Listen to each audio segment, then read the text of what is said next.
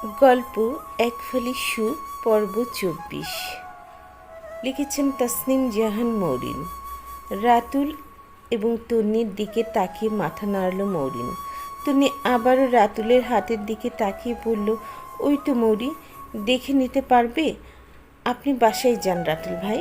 রাতুল কিছু বলার আগেই তুর্য নিজের চেয়ার থেকে উঠে আড়মোড়া ভেঙে বলল, হ্যাঁ ভাইয়া, চলে যান।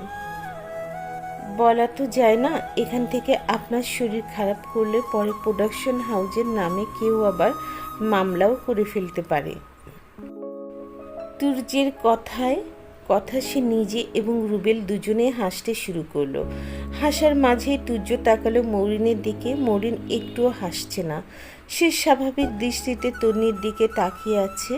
রাতুল দু আঙ্গুল কপালে স্লাইড করে বলল, তন্নি, তুমি কিন্তু খামোখাই টেনশন করছো।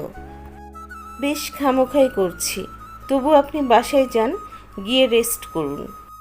রাতুল খানিকক্ষণ তাকিয়ে রইল তন্নির উদাস মুখ পানে। তন্নি অতিরিক্ত রিয়্যাক্ট করেছে, তবে এটা খারাপ লাগছে না রাতুলের কাছে। রাতুল গলা ছেড়ে মৌরিনের দিকে তাকিয়ে বলল, স্ক্রিপ্টগুলো নিয়ে এসো এদিকে, আমি বুঝিয়ে দিয়ে দিচ্ছি। আর কোনো দরকার হলে ফোন করো, বাসায় আছি। মৌরি স্ক্রিপ্টগুলো নিয়ে রাতুলের সামনে গেল। রাতুল কয়েক মিনিট ওকে কিছু বুঝিয়ে দিয়ে আবারও রিকশায় উঠে নিজের ফ্ল্যাটে চলে যায়। তুর্য আরও একটা জিনিস খেয়াল করেছে, মৌরিনের পরনে সেই সালোয়ার কামিজ যেটা প্রোফাইল পিকচারের ছবিতে ছিল। কিছুক্ষণের মধ্যে শুটিং শুরু করা হলো। খুব বেশি সময় লাগলো না, অল্প কিছুক্ষণের মধ্যে আজকের শ্যুট শেষ হয়ে গেল। আর বাকি একদিন, তাহলে সম্পূর্ণ নাটকের শুটিং কমপ্লিট হবে। রুবেল তুর্যর কাছে এসে বলে, ৩ দিন পর থেকে নেক্সট নাটকের শুটিং শুরু হবে, মনে রাখিস কিন্তু। আর আল্লাহর ওয়াস্তে এবার আবরাজের সাথে কোনো ঝামেলা করিস না। শেষের কথাটা পছন্দ হলো না তুর্যর। কপাল বিরক্তির ভাঁজ ফেলে বলল, ঝামেলা হলে আমাকে দিয়েন না কাস্টিংয়ে। এত ঠেকা পড়ে নেই আমার ওর সাথে কাজ করার। আর ঝামেলা আমি শুরু করি না ভাইয়া, প্রতিবার ওই শালাই তো শুরু করে সব কিছু। আরে বাপ, আমি তো জাস্ট বলার কথা বললাম, তো এই কথা ওকে কি বলুন না। আমার অত টাইম নেই শুধু ঝামেলা লাগানোর। আচ্ছা আচ্ছা, আমি ওকেও বলে রাখবো। আশা করি এবার তোরা শুটিং সেটে যুদ্ধ লাগিয়ে দিবি না। থেমে যায় তুর্য। তন্নি এরই মধ্যে ঝটপট নিজের হাত ব্যাগটা নিয়ে এসে বলে, তুর্য, রুবেল ভাই, আমি আসছি। হ্যাঁ, ওই দাঁড়া, ট্রেন মিস হয়ে যাচ্ছে তোর, কপাল কুঁচকে বলে তুর্য। তন্নি ঘড়ির দিকে তাকিয়ে বলে, এত কথা বলতে পারবো না, কাজ আছে আমার, গেলাম আমি। গাড়িতে উঠে স্থান ত্যাগ করে তুর্য আশেপাশে জড়ো হওয়া মানুষ তন্নিকে না পেলে তুর্যকে ছাড়ছে না। এছাড়া নতুন নাটক সম্পর্কে কথা বলার জন্য মিডিয়ার লোকেরাও এসেছে, তাই আজ আর তাড়াহুড়া করতে পারল না তুর্য। ধীরে সুস্থে এগিয়ে গেল সেদিকে। রুবেলকেও যেতে হবে। এরই মধ্যে মৌরিন তার কাছে এসে বলল, সব কিছু গুছিয়েই রেখেছি ভাইয়া, কাল ঠিক টাইমে চলে আসব। আজ আসি তাহলে। রুবেল কিছুটা চিন্তিত মুখশ্রী নিয়ে চেয়ারে বসে বলল, সে না হয় যাবে, তবে ৩ দিন পর কিন্তু নতুন এক নাটকের শুটিং শুরু হবে, তৈরি থেকো, তোমাকেও আসতে হবে। আপনাকে চিন্তিত লাগছে রুবেল ভাই? আর বলো না, প্রচুর চিন্তায় আছি। শুটিং সেটে এবার কি যে হয় আল্লাহ মালুম। নতুন নাটকে 2জন মেইন ক্যারেক্টার বুঝলে, একটা তুর্য আর একটা আবরার। আর এই দুজনের বাস্তব জীবনের সম্পর্কটা হলো সাপে নেউলে, একজন আরেকজনের থেকে কি করে উপরে উঠবে সেই চিন্তায় মগ্ন। ঝামেলাও লাগে, তাই আগে একবার 2জন কাজ করেছিল একসাথে, সে কি ঝামেলা। মিডিয়াতেও তো জানাজানি হয়েছিল বিষয়টাই। দেখনি তুমি? না, ওভাবে দেখা হয়নি। পারবে পারবে, 2 দিন বাদেই দেখতে পারবে। আরও তুর্য আছে একটা কনফিউজিং ক্যারেক্টারে। এই নিয়ে আবরাজ এসে কি যে করবে।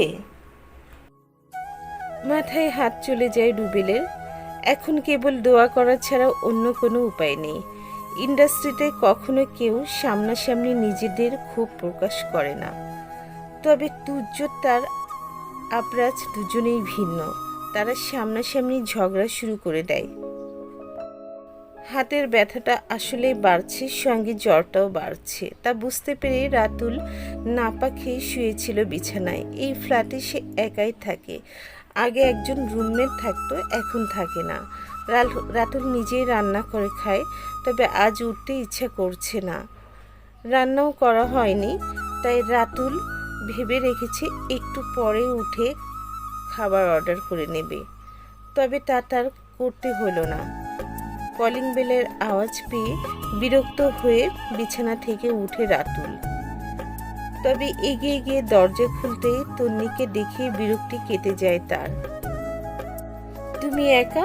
কথা শেষ করতে পারল না রাতুল। তার আগেই বাসায় প্রবেশ করে তন্নি, তার হাতে একটা বড় শপিং ব্যাগ। তন্নি সেটা টেবিলের উপর রেখে নিজে এসে দরজা লাগিয়ে দেয়। এরপর টেবিলের কাছে গিয়ে শপিং ব্যাগ থেকে টিফিন বাক্সটা বের করে নেয়। রাতুল বিস্মিত হয়ে তার কাছে এসে বলে, তুমি এই সময় এখানে কি করে এলে?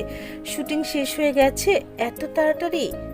তন্নি এবার রাতুলের দিকে তাকিয়ে বলে, শুটিং শেষ হয়েছে 1.5 ঘন্টা আগে।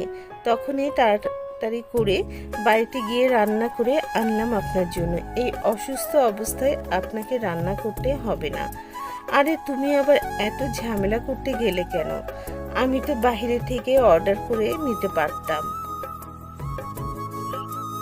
করেননি তো? তাহলে আর করতেও হবে না।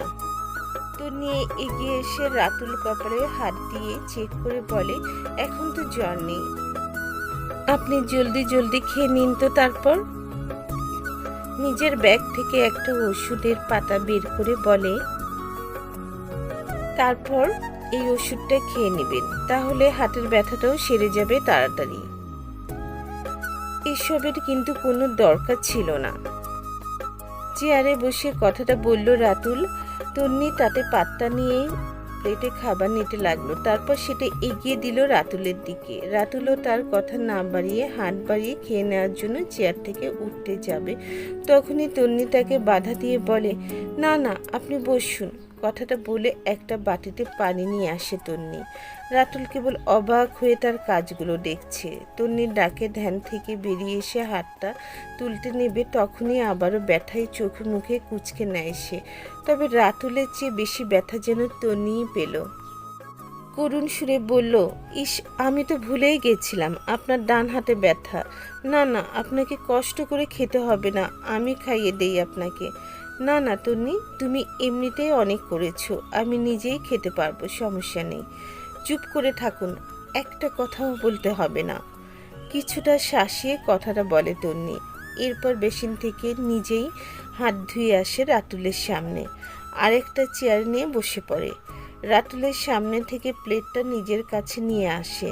রাতুল তাকে বাধা দেওয়ার সুযোগটুকু পেল না।